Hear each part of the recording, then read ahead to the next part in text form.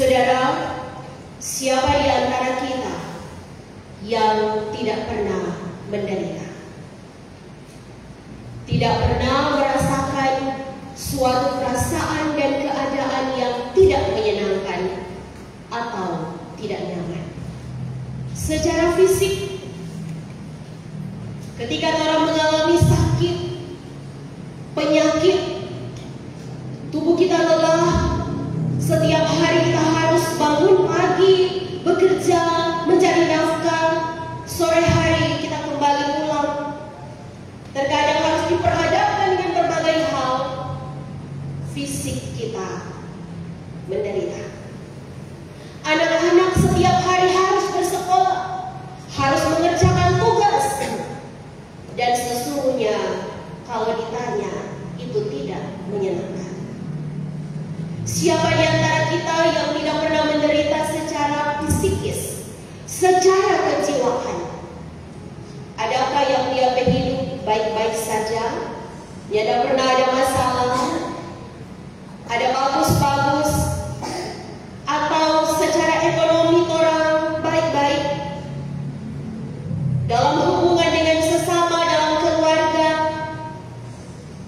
kita orang diperlakukan dengan adil? Ataukah ada sesuatu yang mengganjal? Tetapi juga saudara, masalah rohani. Ketika akhir-akhir ini kita menyaksikan baik di media sosial ada kemerosotan moral. Suami bunuh istri, dia cor, dia pe istri.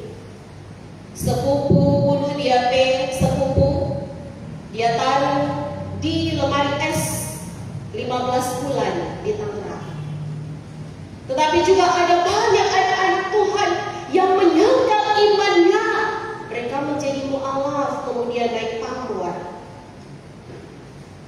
Penderitaan demi penderitaan sesungguhnya dialami oleh setiap kita. 2 hari kemarin, saudara-saudara kita banyak yang menderita musibah banjir dan tanah longsor, termasuk Penatua Pulau 3. Dia rumah masuk akal bahaya. Saudara yang dikasihi Tuhan, jika pertanyaan tadi jawabannya adalah iya, maka dengarkanlah firman di bawah tema hamba Tuhan titik 2 menderita namun tetap melayani Allah. Saudara, bahwa semua orang tidak terkecuali saya dan saudara-saudara akan merasakan, akan mengalami penderitaan. Namun tidak semua orang akan berhasil. Di ayat 1 dikatakan ditinggikan, disanjung dan dimuliakan. Sebab ada banyak orang yang menderita, mereka putus asa, mereka gagal, lalu mengakhiri kehidupan ini dengan cara yang tidak dikenankan Tuhan. Maka saudara yang dikasihi Tuhan, saat ini pertanyaan datang, mengapa mereka berhasil seperti yang dicatat oleh firman Tuhan? Mengapa mereka ditinggikan, disanjung dan dimuliakan? Jawabannya, karena mereka menemukan cara yang tepat untuk menghadapi penderitaan.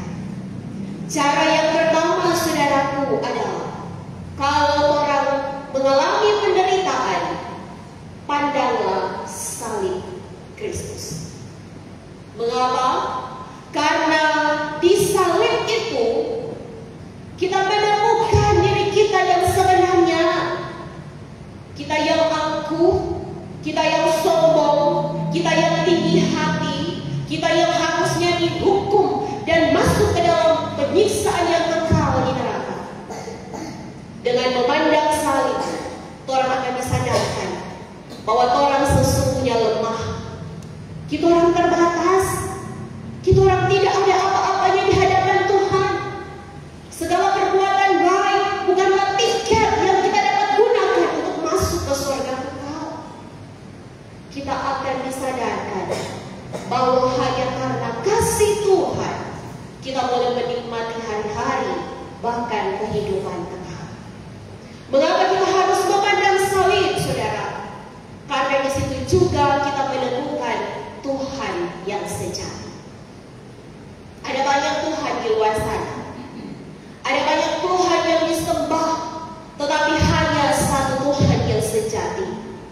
Dialah Yesus Kristus yang di minggu-minggu penghayatan sengsara ini kita dipersiapkan sebagai siri jemaat untuk ada dalam perjamuan kudus Jumat Agung.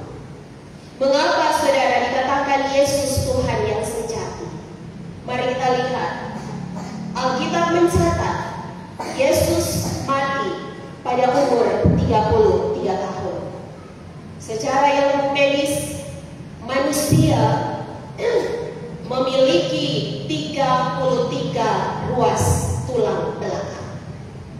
Jadi orang cek, orang beruas tulang belakang ada 33, dan di ruas itu ada saraf, dia bernama saraf vagus. Saraf yang berfungsi untuk mengendalikan seluruh organ tubuh, jantung, paru-paru, usus, bahkan mengatur perasaan kita, tetapi juga pencernaan kita. Saraf itu dimulai dari batang otak sampai ke usus kita. Dan tahukah kita setiap hari, selain darah, ada yang disebut dengan minyak atau lemak kolesterol. Dari dasar kata Kristus, setiap hari dia turun naik mengikuti saraf vagus itu, dan bentuknya menyerupai salib. Tahukah kita saudara, kalau tidak ada 33 ruas tulang belakang, tidak ada saraf vagus, tidak ada lemak kolesterol, maka kita tidak akan hidup dan sehat. Kalau bukan karena Yesus, Allah yang mengosongkan dirinya jadi manusia, maka apapun yang kita lakukan dalam hidup ini, kita tidak berlayak untuk menginjak kekudusan Allah di sorga yang kekal. Kita menderita, tetapi cara yang pertama, pandanglah salib Yesus. Saudara, yang kedua adalah taat. Firman Tuhan ayat yang ketiga sampai ayatnya yang kelima. Hamba Tuhan yang menderita itu taat. Taat artinya tunduk, ia patuh, ia setia. Seorang yang menderita sakit, kalau dokter bilang minum obat 3 kali sehari, minum 3 kali sehari, patuh lakukan. Tapi kalau dia ingkar, dia akan menikmati penderitaan itu. Anak-anak, ketika orang tua mengingatkan, orang tua menasihati pergaulan yang benar, rajin belajar, rajin beribadah, harus taat, harus patuh, agar ia tidak menderita dalam penderitaan yang sangat lama. Kegagalan. Taat artinya patuh, tunduk, dan setia. Dicatat ayat 3 sampai ayat 5, hamba itu dihina, kemudian ia ditikam oleh pemberontakan, ia diremukkan oleh kejahatan, tetapi ia patuh melalui jalan via dolorosa. Cara yang ketiga saudara, agar kita berhasil, kita ditinggikan, kita disanjung, kita dimuliakan, adalah dengan sabar. Ayatnya yang ke-7 dicatat, dia dianiaya, tetapi dia membiarkan dirinya ditindas. Sabar artinya tahan banting, artinya tabah, tidak lekas marah, tidak lekas putus asa, tidak mudah patah hati. Sabar akan membuat kita bisa menjalani proses itu, penderitaan itu, tahap demi tahap kita lalui. Dan ingat saudara, bahwa tidak ada penderitaan unlimited. Segala sesuatu di dunia ini ada batasnya. Hidup kita, umur kita ada batasnya. Penderitaan itu juga ada batasnya. Sukacita, kegembiraan itu juga ada batasnya. Dan semua di tangan Tuhan. Sabar akan membuat kita, seperti yang dicatat oleh firman Tuhan, menjadi orang yang berhasil. Yang ketiga, cara kita menghadapi penderitaan adalah rela. Saudara, 11, sesudah kesusahan jiwanya, ia pun melihat terang dan menjadi puas. Saudara, rela artinya ikhlas, artinya tulus, tapi juga tanpa pamrih.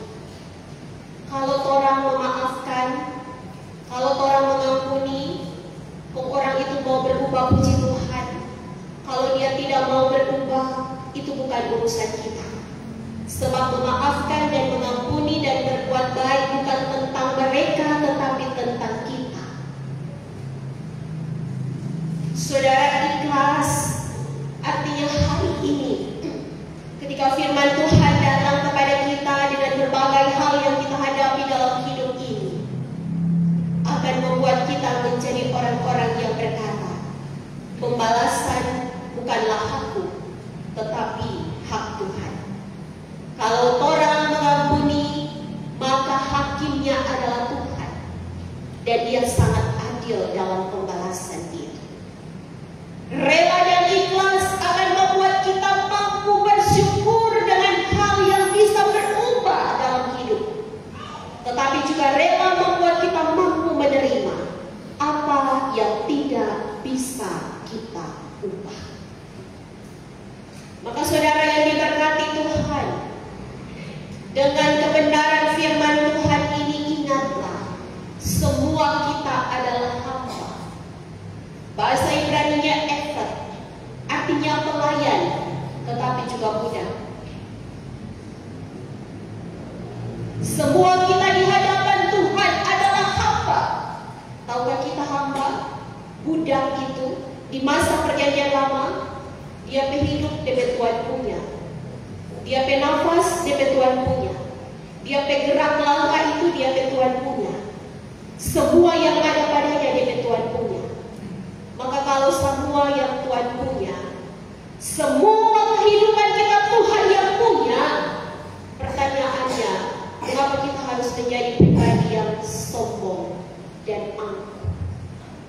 Saudara, ingatlah, untuk kita memahami kehidupan ini, ada dua hal, yakni dari mana kita datang dan kemana kita akan pergi. Kita datang saat ini dalam peribadatan, mau cari apa? Dan kita pulang, mau bawa